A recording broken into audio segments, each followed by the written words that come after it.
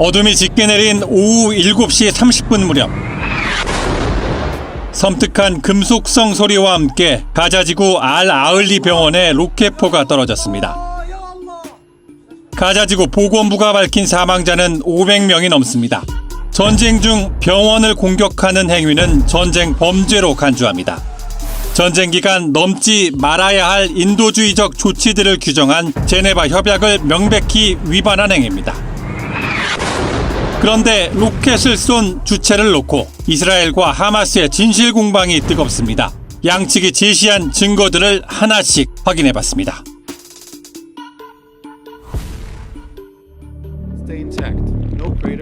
이스라엘은 영상과 위성사진 등을 증거로 제시했습니다. 먼저 로켓포가 떨어진 지점, 그러니까 병원 주차장에 남은 사후 흔적을 볼 때 이스라엘군의 미사일이 아니라고 주장합니다.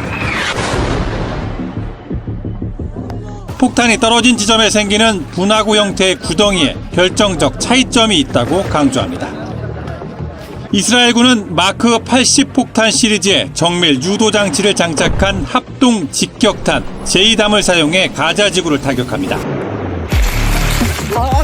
마크 80 시리즈 폭탄은 중량에 따라 어지간한 건물을 파괴할 수 있는 폭발력을 갖고 있습니다. 폭탄이 떨어진 지점에는 분화구 형태의 구덩이, 즉 폭파구가 생기는데 크게는 너비 11m, 깊이 8m, 작게는 너비 8m, 깊이 2.4m 정도입니다. 실제로 이스라엘의 미사일 공격을 받은 가자지구에는 큰 분화구 형태의 넓고 깊은 폭파구가 곳곳에 생겼습니다. 병원 폭격 다음 날 낮에 촬영한 영상을 보면 주차장엔 작고 얕은 구멍이 보입니다. 넓고 깊은 형태의 기존 폭파구와 크게 다른 모습입니다. 이스라엘군이 사용하는 정밀 유도 폭탄이 병원 주차장에서 폭발했다면 더 넓고 깊은 구덩이가 있어야 한다는 논리입니다. 또 하나 병원 건물 구조가 그대로인 점 역시 폭발력이 약했다는 증거라고 이스라엘군은 주장합니다. 폭격 지점에 남은 흔적과 병원 건물이 무너지지 않은 점, 이 두 가지를 근거로 이스라엘군은 팔레스타인 무장정파 이슬라믹 지하드의 오폭을 병원 폭발의 원인으로 지목합니다. 폭발의 규모로 볼 때 이슬라믹 지하드가 사용하는 재래식 로켓포일 가능성이 크다는 주장입니다. The walls stay intact, no craters. These are the characterized that shows that it's not an aerial ammunition that have hit the parking lot. 오폭을 입증할 증거로 도청한 음성 파일도 제시했습니다. فبقول لك تبع الجهاد الثوري في الجهاد الإسلامي. إيه؟ فهم بقولوا تعاون الجهاد الإسلامي. من عندنا هذا سبحان الله من عندنا ما لقاش غيرين مجرسين. عاد هذول متفرقين من المقدرة الورا دي ثلاث محط فيه. 반면 하마스는 병원장의 증언을 증거로 제시합니다. ليقول لمدير المستشفى لقد تم تحذيركم بالأمس بقذيفتين فلماذا لم تخلوا المستشفى حتى هذه اللحظة. 실제로 특정 목표를 폭격할 때 사전 경고 폭격은 이스라엘 군이 공습할 때 사용하는 방법입니다.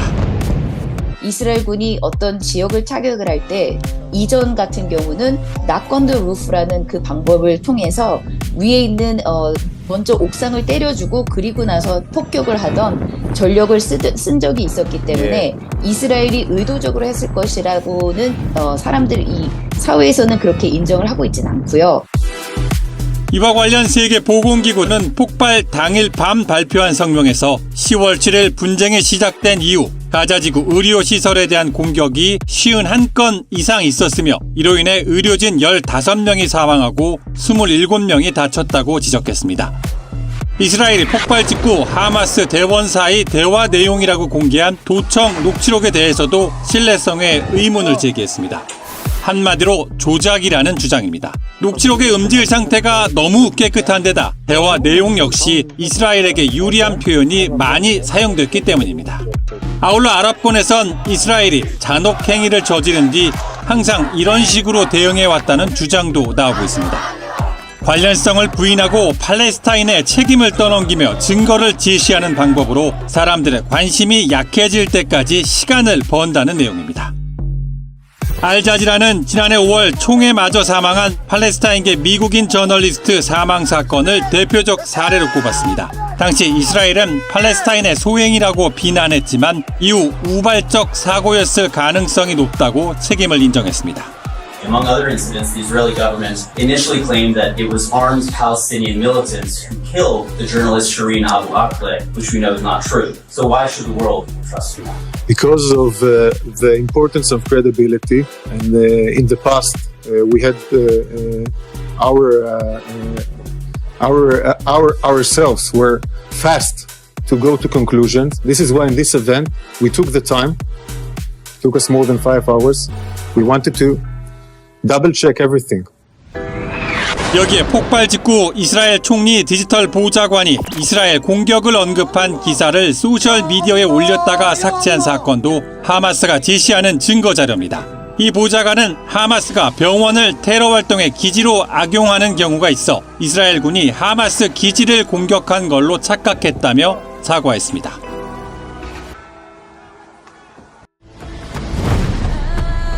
뉴욕타임스와 BBC 등 서방 언론은 이스라엘의 발표를, 알자지라 등 아랍 언론은 하마스의 발표를 중심으로 기사를 생산합니다. 계속된 폭격으로 가자지구 현장을 취재하는 언론이 급격히 줄면서 사실 검증보다 주장과 추측이 대부분입니다. 이런 사이 진실은 사라지고 서로를 향한 분노는 커지고 있습니다. 분노는 아랍권의 연대 시위로 이어졌고 이는 이란과 헤즈볼라 등의 참전을 부르는 방아쇠가 될 수 있어 우려가 커지고 있습니다. 미국이 항공모함을 추가 배치하고 바이든 대통령이 이스라엘을 직접 방문한 주된 이유 역시 전쟁 확대를 막으려는 데 있습니다. 실제로 이라크 주둔 미군 기지가 드론 공격을 받고 하마스가 헤즈볼라와 전선 확대를 논의하면서 불안감은 커지고 있습니다. 가자지구 병원 폭격에 대한 진실 공방이 이어지면서 국제사회는 서로 대립하는 정보와 주장으로 진실을 가려내기 어려워지고 있습니다. 이런 불확실성은 중동의 민감한 정세를 더욱 불안하게 만들어 전쟁의 확산 우려를 키우고 있습니다.